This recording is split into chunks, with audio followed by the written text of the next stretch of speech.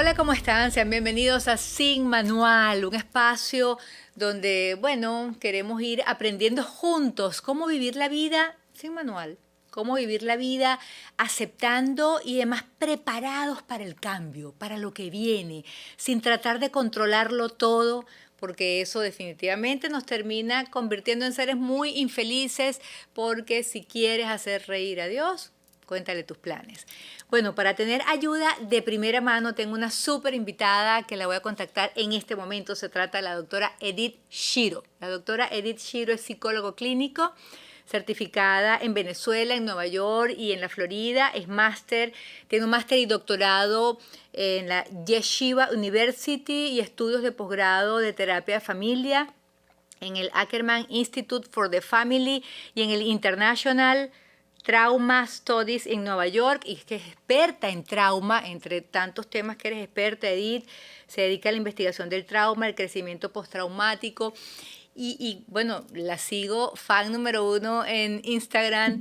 Y Edith, bienvenida a este espacio. Llevas un recorrido en estos últimos meses o semanas por sitios maravillosos como por ejemplo Bután. Ahorita estás en México, nos dices. Sí, sí, sí. Ahorita estoy en una playa perdida de Ixtapa haciendo un retiro de yoga espectacular, así que espero que la conexión esté bien y feliz, Ana, de estar contigo y estos proyectos tan lindos que tienes. ¿Verdad que muchas Gracias. gracias? Gracias por apoyarlos. Bueno, yo quería aprovechar que nos hablaras de Bután, el país de la Mm. felicidad, el país que no mide la riqueza en Producto Interno Bruto, sino más bien un índice de felicidad absoluta. Un país pequeño en el sur de Asia, pobre, y sin embargo, pues ha descubierto esta llave que se traduce en felicidad para sus habitantes. Háblanos de ese concepto de felicidad y esa experiencia que has acumulado en este viaje. No, es bellísimo. Estoy con una organización de la que soy parte y muy orgullosa que se llama World Happiness Foundation, que ya llevamos muchos años haciendo este tipo de labor donde conseguimos lugares en el planeta, organizaciones, personas que estén en esta misma misión de crear conciencia, de enfocarse en la felicidad, en el bienestar, en la libertad y entender un poco más la evolución de la humanidad para llegar a un lugar mejor. Y Bután es uno de esos ejemplos donde la población se enfoca en cuál es el bienestar, qué nos hace feliz. La prioridad es las relaciones entre las personas, el bienestar de todos los días. Se comienzan los días con meditación, los niños entienden lo que es la felicidad, lo que es el bienestar, es una conversación de todos los días en la sociedad, lo cual es algo realmente inusual y maravilloso de ver, a ver cómo expandimos eso. O sea, de las intenciones de haber ido a Bután, ya es mi segunda vez, la primera vez fue hace 6 años, es entender un poco más cómo a través de la educación, el trabajo, las relaciones interpersonales, la vida social, económica, se traduce en bienestar y felicidad y cómo llevamos esto al resto del mundo, ¿no? Esa es la idea. Ahora, ¿de qué felicidad estamos hablando? Estamos hablando de la felicidad que te produce un carro, que te produce un anillo, que te produce una casa, ¿de qué felicidad estamos hablando? Claro, fíjate, la sociedad en Bután no realmente es la sociedad más millonaria en términos materiales. Sin embargo, ese bienestar de estar bien contigo mismo, de entender cuál es tu propósito de vida, de tener una estabilidad espiritual, emocional y social y relacional que es tan, tan importante. Ese es el tipo de felicidad que estamos hablando. Es como te paras todos los días y sabes quién eres, a dónde perteneces, cuál es tu propósito de vida, que son elementos tan importantes para crear felicidad. Cuando tienes felicidad momentánea, que es algo material, un carro, una casa, etcétera, etcétera, yo no digo que no sirva y no digo que no es importante tener abundancia de todo tipo. Sin embargo, esta es una felicidad muy a corto plazo que no realmente te lleva a estos lugares donde tú estás satisfecho con tu vida, donde tú tienes un nivel de conciencia más elevado y donde tú realmente sabes por qué estás aquí y qué estás haciendo y cuál es tu propósito de vida y a quién perteneces, a dónde perteneces, que es tan importante. Edith, ¿algún momento luminoso, que habrán sido muchos, que puedas compartir con nosotros en esa experiencia, en este segundo viaje en tu vida a Bután? Mira, fue muy lindo. Una de las cosas importantísimas para hacer en Bután y que le recomiendo a todo el mundo cuando vaya es este peregrinaje a lo que se llama Tiger's Nest, que es el monasterio que queda en la montaña de Bután, pero incrustado así de metido dentro de la montaña, y donde se dice, la leyenda es que el Buda llegó desde Tíbet hasta este monasterio y desde este monasterio de Bután expandió y regó todo el budismo por el mundo. Entonces es un lugar como muy, muy, muy sagrado y es un peregrinaje que se hace. Y en ese camino a la montaña que nos duró como horas y horas y horas y horas, yo estaba como en ese camino silencioso y en algún momento pensando en mis problemas y en mis cosas y con qué, o sea, qué voy a hacer con mi vida y cómo va a ser, me entró un momento de iluminación bellísimo donde entendí que sí, yo tengo que estar presente y yo tengo que tener mis intenciones, mis propósitos y hacer lo mejor que yo pueda, pero también entregárselo al universo, también saber que yo soy parte de algo más grande. Y esa sensación me vino así de repente, no era que yo estaba pensando, y me dio una sensación tan linda de estar conectada, interconectada, que estamos todos interconectados, que todos somos parte de una cosa, que todos somos parte de todo, que todos nos influenciamos entre todos, que todos dependemos de todos y que esa interconexión, interdependencia es fundamental para vivir y para vivir bien. Entonces reconocer eso me dio muchísima alegría, muchísima tranquilidad y muchísima emoción en la vida. Qué hermosura, porque además eso, por una parte, te hace entender que no puedes controlar las cosas. Cuando nos hablas de entregar al universo o entregar a Dios o entregar, es justamente confiar, que nos cuesta tanto además, pero desde la certeza de que no estás solo, por lo que nos estás contando, ¿no? Así es, ¿no? Y por eso justamente este título que tú tienes de Sin Manual es tan alineado con esto que estoy hablando, porque es decir, ¿sabes qué? Yo puedo planificar, yo puedo querer controlar, yo quiero hacer todo, pero también hay que reconocer y entender que hay cosas que, o sea, que la vida no es no solamente hacer estos planes, estos manuales, sino que a entregarlo a saber que hay algo más allá y hay algo más grande y confiar y estar conectado, consciente de esa conexión. Yo creo que más allá de hacer algo es estar, ser consciente de esa conexión, que entonces eso nos lleva a fluir de una manera distinta en la vida. Así es. Yo, claro, no he tenido una experiencia tan valiosa como esa, pero por ejemplo, recuerdo en este momento o me ubico en el Camino de Santiago, que tuve el privilegio de hacer. Y justo, pues, son lugares con una energía especial donde te resulta relativamente sencillo lograr esa conexión y entender y conectarte además con tu vida, tu hoy, tu presente y el universo. Pero, ¿qué le decimos o qué hacemos cuando no estamos en Bután, cuando no estamos en el Camino de Santiago, cuando estamos en un 15 y último bregando día a día y sentirme ese bienestar? Porque no es una felicidad de risa, es una felicidad que se asocia al bienestar. ¿Cómo lo logramos? Me encanta esa pregunta y de hecho tú sabes que yo soy peregrina también del Camino de Santiago, pero fíjate que uno no puede decidir cambiar en momentos de crisis, porque en la crisis es cuando necesitas todas tus herramientas que ya tienes para sobrevivir. Entonces, ese músculo que estamos hablando, que a veces se desarrolla en el Camino de Santiago o en Bután o en cualquier meditación que haces o cualquier situación donde tú te conectas contigo misma, es un músculo que se va desarrollando día a día, no es algo que pasa de la noche a la mañana. Entonces, justamente la práctica todos los días de crear espacios en tu vida donde te conectes contigo misma, para que cuando estés en ese 15 y último, cuando estés en ese momento de crisis, tengas las herramientas para poderlas usar. Entonces, eso no es algo que pasa de la noche a la mañana. Por eso creo que la conciencia de tener un bienestar mental, emocional, relacional es tan importante. Así como vamos al gimnasio todos los días, como queremos comer bien y saludable todos los días, la salud de nuestra mente, de nuestras emociones, de nuestras relaciones es igualmente importante y hay que ponerlas en práctica todos los días. Es literal así, me parece además súper claro ese símil y pareciera que no estamos tan conscientes de ello, que tal como tú dices, bueno, ir al gimnasio, la gente sabe, o si no es al gimnasio, usted va y camina por su calle, porque bueno, tienes un tema y lamentablemente hay muchas personas que acuden al ejercicio cuando está el colesterol alto, cuando hay un diagnóstico médico, pero igual, siempre es bienvenido, es bueno, pero resulta como más claro para todos entender que sí es necesario el ejercicio. pero el tema de la salud mental y el tema ese, que yo incluso, yo no lo he logrado, o sea, yo trato como que de meditar y tal, pero entonces una semana y después ya no, y entonces lo que hago es quedarme dormida, entonces siento que no medité, pero es ese músculo, hay que desarrollarlo tal cual lo que tú dices, para justamente tener esas herramientas y no quedar a la deriva cuando el barco se te está hundiendo. Sí, y no necesariamente tiene que ser meditación, así como la gente se imagina, estar en toda una montaña con el yogi, no, no necesariamente quiere ser eso. Tienes que buscar qué es lo que te sirve a ti para que tú sientas que tú estás desarrollando lo que tú necesitas a tu estilo y a tu manera. Si a lo mejor para ti te sirve caminar todos los días por el parque, te sirve sentarte a hablar con una amiga todos los días de una manera significativa. Si a ti te sirve, sabes, no sé, y ver, pintar, dibujar, bailar, oír música, o sea, cualquier cosa que te sirva, pero conectarte contigo, entenderte a ti más, hacer un poco de silencio de esa mente que tenemos todo el día, habla y habla y habla, como ese monito saltando todo el día, o ese comité que tenemos en la cabeza criticándolo todo y juzgándolo todo.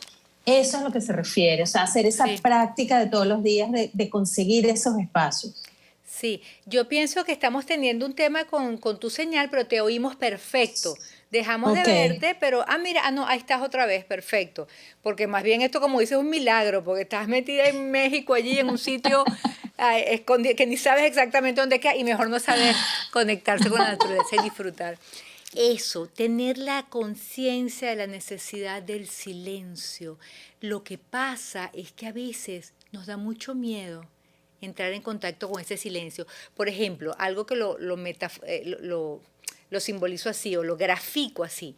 Yo estoy en el mar, ¿verdad? Y entonces estás en lo hondo. Yo a mí, la verdad, sé nadar, me encanta, no tengo problema. Pero no me dejo una máscara. O sea, no quiero un snorkel. O sea, asomarme en esa profundidad y ver qué hay abajo me da pánico.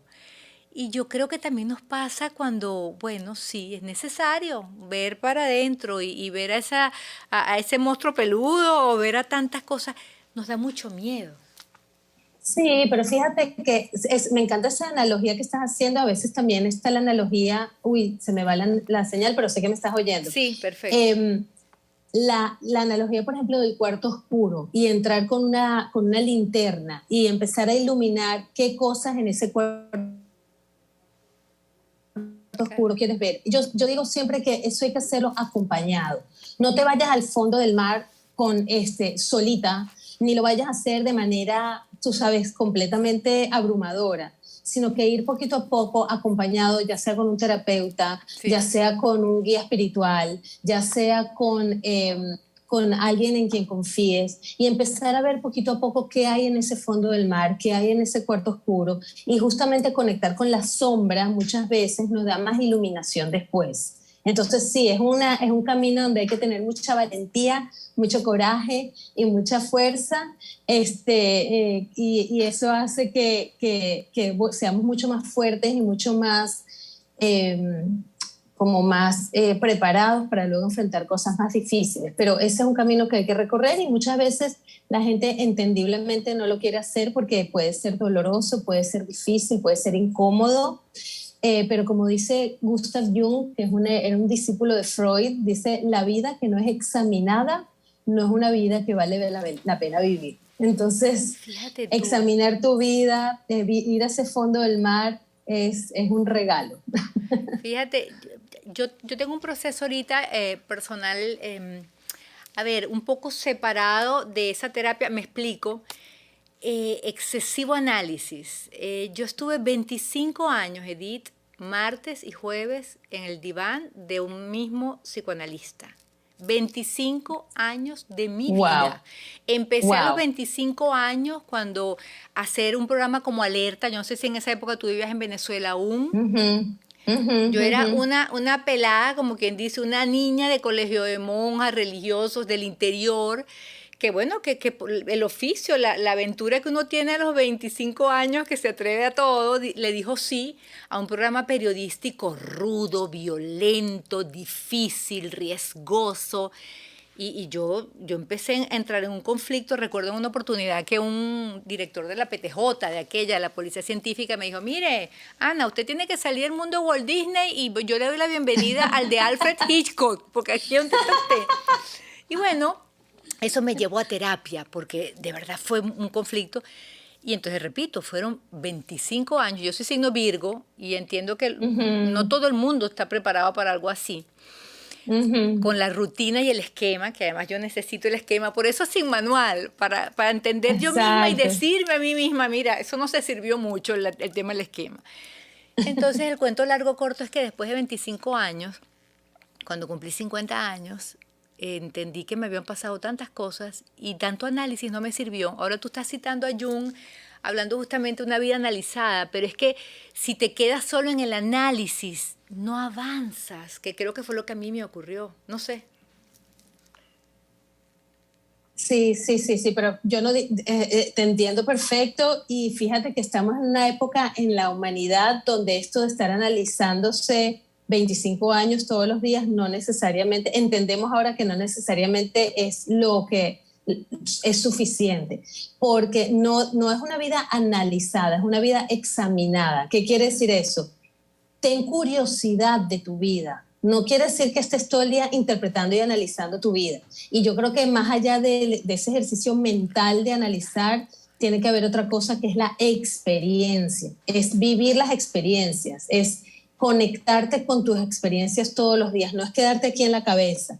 No es analizar desde un lugar intelectual que puede ser muy interesante, muy emocionante y muy, muy curioso, pero es más allá de la cabeza. Es realmente bajarlo al cuerpo, bajarlo al corazón, bajarlo al estar, al ser, a la existencia. Y esa experiencia, yo también me di cuenta mucho en mi trabajo con los pacientes. Al principio de mi carrera también era mucho de hablar, de entender, de analizar, pero realmente me di cuenta que si no entramos en lo experiencial, en la vivencia, en las emociones puras y en esa conexión tal vez hasta más espiritual, y no me refiero religiosa, sino espiritual, no llegamos a la transformación, Ana. Entonces yo creo que ahí es donde me refiero que tener la curiosidad para examinar tu Sí. vida y meterte, sumergirte en vivir la vida de manera, o sea, viva, de todos los días, con el cuerpo, con el alma, y desde ahí entonces experimentarla. Sí, sí, literalmente.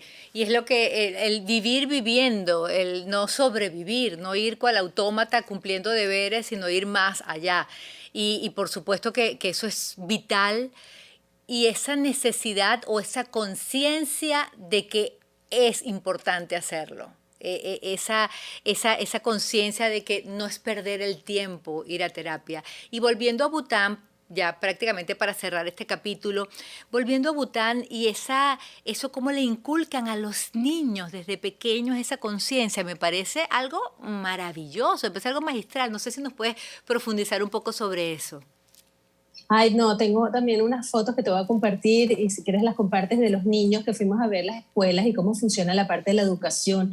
Porque lo que creo que está funcionando en Bután es ese sentido de pertenencia. O sea, la gente no está aislada en su experiencia de vida. Todos sienten que tienen una pertenencia a una comunidad, a un grupo familiar, a un grupo social. Y en ese sentido de pertenencia te da muchísima identidad y muchísima seguridad de quién tú eres. Te da como un sentido de identidad y de propósito en la vida. Entonces, por ejemplo, empezar los días con una meditación y no cuando el niño, por ejemplo, está siendo disciplinado, que no me gusta mucho usar esa palabra, pero cuando está en la escuela y se les quiere enseñar algo, las maestras nos están contando que no es que se les impone la información, sino que se les pregunta, se les hace que ellos mismos lleguen a las conclusiones. Y cuando, por ejemplo, no están siguiendo las reglas o lo que tienen que seguir de la rutina, se les da momentos de meditación, momentos de conectarse con ellos mismos, de ayudarlos a entender qué es lo que está pasando y no tanto desde el castigo